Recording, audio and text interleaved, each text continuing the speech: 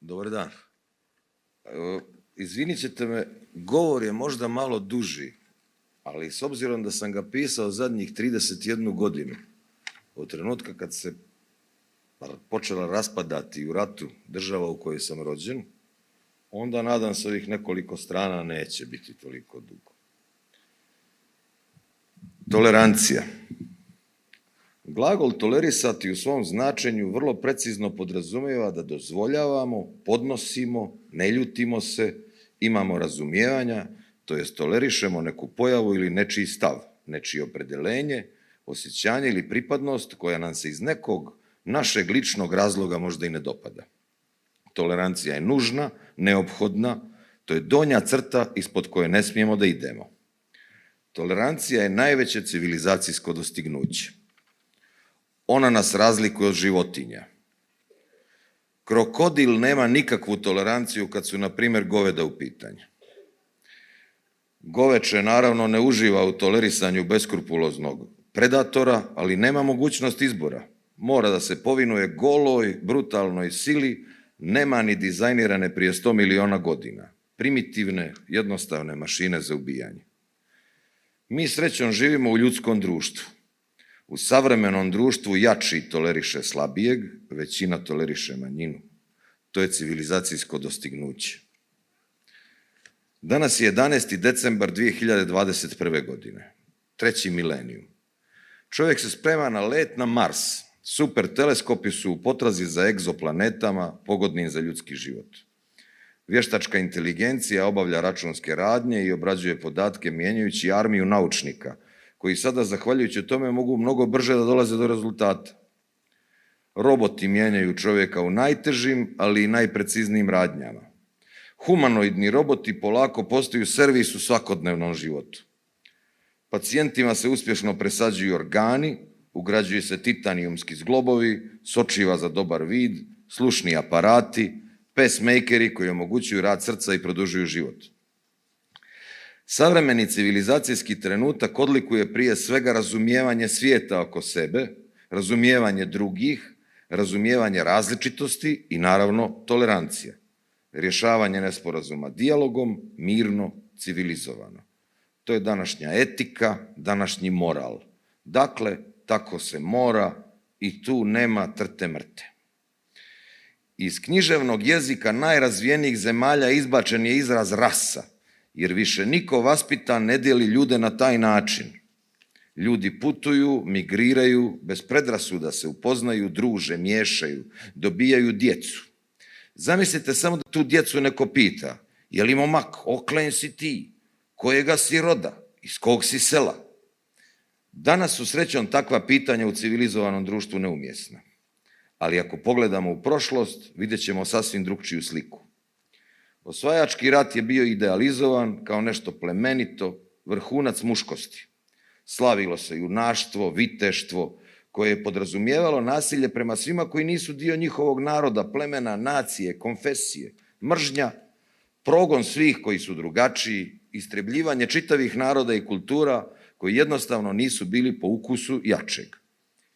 Pisale su se i pjesme, ode, veličali ratnici i pobjednici, dizali im se spomenici, a žmurilo se nad nasiljem, žrtvama, jadu i čemeru onih protiv kojih je nasilje bilo upereno. Patnja, bol, plač, poniženja, mučenja, smrt. Takvo vrijeme, takav primitivni način mišljenja, takva logika iskrivljena zabludama, izvitopereni moral, zasnovan na podjelama i isključivosti, srećom polako, ali sigurno ostaje iza nas na smetlištu ljudske istorije. Kao savremeno društvo učimo da razumijemo različitosti i prihvatamo ih zapravo kao normalne i poželjne, jer to je danas elementarni dokaz civilizovanosti i dobrog vaspitanja. Danas je i Crna Gora društvo u kom žive različiti ljudi, koji imaju različite stavove, različite opredjeljenja, različite identitete.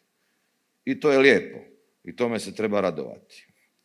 Bilo bi beskrajno dosadno da smo svi isti, kako bi inače čuli i vidjeli nešto novo i drugačije. Gradimo takvo društvo u kojem je osnovna početna premisa da smo svi mi, građani Crne Gore, ok, sa svim našim identitetima koji god da su. Dakle, ja sam ok, ti si ok, on ili ona su ok. A mi ipak primjećujemo forsiranje nacionalnih i vjerskih identiteta u javnosti u posljednje vrijeme. Nacionalna i vjerska opredjeljenja su lična, privatna stvar svakog pojedinca.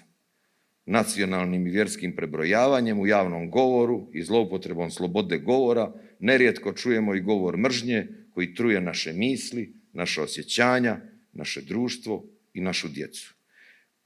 Primitivni instinkti iz prošlosti, spakovani u amortizovani moral, zasnovan na preziru, mržnji i progonu svih koji su drugačiji, maskiran pod plaštom očuvanja nekakve tradicije, pokušavaju se djeci usaditi kao način mišljenja, način života.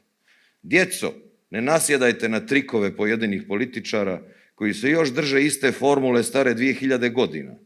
Formule uz pomoć koje je Rimsko carstvo držalo pola Europe i Bliskog istoka pod svojom čizmom. Divide et impera, podijeli pa vladaj. Jer danas, 2000 godina kasnije, nacionalne i vjerske podjele koje su tada bile sasvim uobičajene, postaju apsurdne, a iznad svega nepristojne. Jer se kose sa elementarnom logikom, našim savremenim senzibilitetom, osjećanjima, ali prije svega naučnim saznanjima. Zamislite samo kada biste odveli babu u bolnicu i onda pitate ljekara: doktore, baba mi je iz Gusinja, jel ovaj vještački kuk odgovara i za Crnogorce i za Srbe kao i za Bošnjake i Albance? Ili imate za svakog poseban model? Jasno je da nećete. Sve dotle dok nas političari u svojim javnim istupima budu prebrojavali i insistirali na tome ko je koje vjere i koje nacije, dok nas tjeraju juče da jedni drugima gledamo s podozrenjem i nepovjerenjem u to, u srednjevjekovnoj želji da manipulišu i vladaju našim životima, i sve dotle dok ih mi budemo shvatali ozbiljno, nećemo se emancipovati kao građani. Nećemo postavljati prava, emancipovana građanska pitanja koja se tiču stvarno kvaliteta našeg života. Zašto mom djetetu ne mogu da kupim bicikl? Zašto ne mogu da mu obezbijedim novi kompjuter? Zašto ne mogu da mu platim studije? Zašto ja ne mogu da se prekvalifikujem za bolji posao? Zašto ja ne mogu da budem samo građanin Crne Gore, da nikom ne služim za prebrojavanje i trpanja u nekakve torove zbog političkih potkusurivanja? Zašto nas građane malo ne pustite na miru? Zašto nas sprečavate da postanemo dio savremenog svijeta? Neka nam nacionalni identiteti u javnosti nađu mjesto kroz folklorne igre i svečanosti tradicionalne muzike, kroz izložbe predivnih nacionalnih nošnji sa ovih prostora, kroz fenomenalnu kuhinju i različite recepte, dakle kroz raznoliku kulturu koja se ne takmiči šta je čije i šta je bolje, ne isključuje, već proslavlja sve različitosti kao bogatstvo čovječanstva i naše Crne Gore. I da slavimo i njegujemo toleranciju. Jedino nećemo da tolerišemo netoleranciju. To je i poruka UNICEF-a, čiji rođendan danas slavimo, za svako dijete. Dakle, jednaka prava i mogućnosti za sve ljude, bez obzira na identitete koje gaje. Hvala vam i respekt.